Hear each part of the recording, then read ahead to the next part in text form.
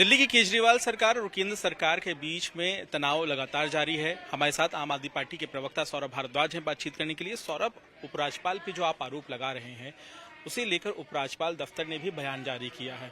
उनका कहना है कि जिस स्ट्रक्चर की आप बात कर रहे हैं वहां पर उपराज्यपाल की जो बेटी है इन्होंने 1 रुपया भी नहीं लिया और जो स्ट्रक्चर बनाया गया उसके लिए 27 लाख के आसपास रुपए खर्च किए गए थे। इस पर आपका क्या कहना है? देखिए पंकज, आप तो पुराने पत्रकार हैं। भारतीय जनता पार्टी पिछले 3 महीने से क्या कह रही है? काम आपने सही किया, नियमों को फॉलो नहीं किया, प्रोसेस नहीं फॉलो हुआ, यही कह रही है ना। हम एलजी साहब से जानना चाहते हैं, क्या किसी भी सरकारी काम को आप किसी को बिना किसी टेंडर के, बिना किसी कॉन्ट्रेक्चुअल तरीके के या बिना किसी सिलेक्शन प्रोसीजर के दे सकते हो क्या? आपको बाकायदा एडवर्टीजमेंट देनी पड़ेगी, सिलेक्शन क्राइटेरिया बनाना पड़ेगा। हो सकता है आप एग्जाम लो, हो सकता है आप इंटरव्यू लो, हो सकता है आप पोर्टफोलियो देखो।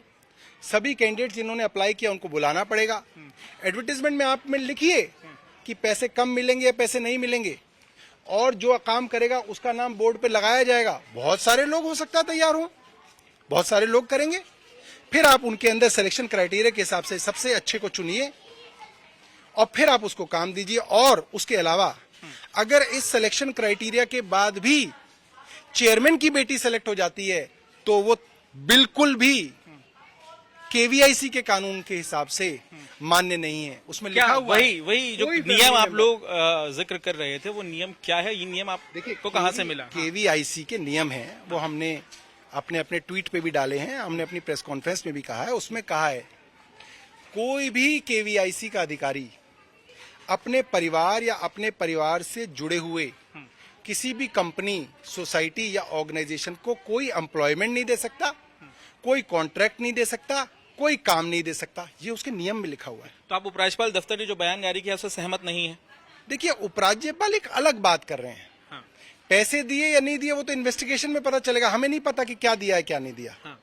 मगर सिलेक्शन क्राइटेरिया क्या था, सिलेक्शन प्रोसीजर क्या था, और उस सिलेक्शन प्रोसीजर के बाद भी क्या आप अपनी बेटी को सेलेक्ट कर सकते हैं, ये हाँ या ना में बताइए। केवीआईसी के कानूनों के हिसाब से ये पूरी तरीके से गैर कानूनी है, इसकी जांच होनी चाहिए। क्या मांग कर रही है आम आदमी पार्टी? इसके आगे क्या होना चाहिए? क्योंकि इस्तीफे की भी मांग चल रही है, गिरफ्तारी की मांग चल रही है, लेकिन ठोस मांग क्या है? आपने कहा कानूनी विचार विमर्श भी आप कर रहे हैं वकीलों के साथ। देखिए, एलजी साहब निरंतर चिट्ठियां लिखते हैं, मुख्यमंत्री को लिखते हैं और बोलते हैं ये कानून है, ये प्रोसीजर है, प्रोसीजर को फॉलो करो।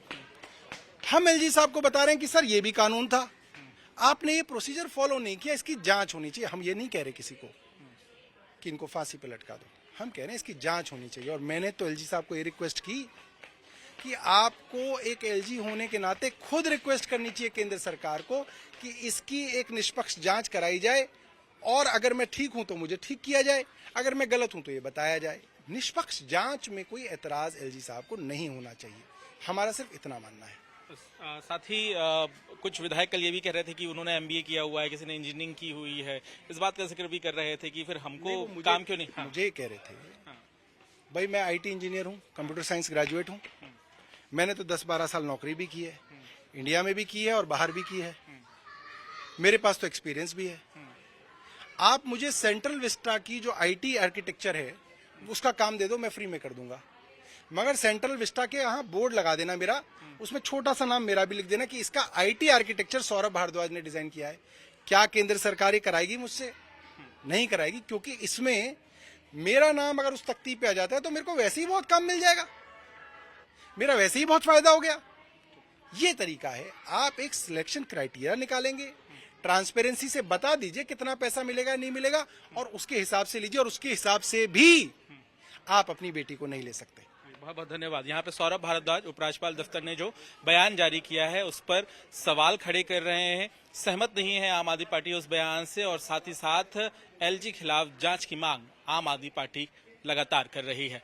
कैमरामैन जिया के साथ पंकज जैन, दिल्ली, आज तक।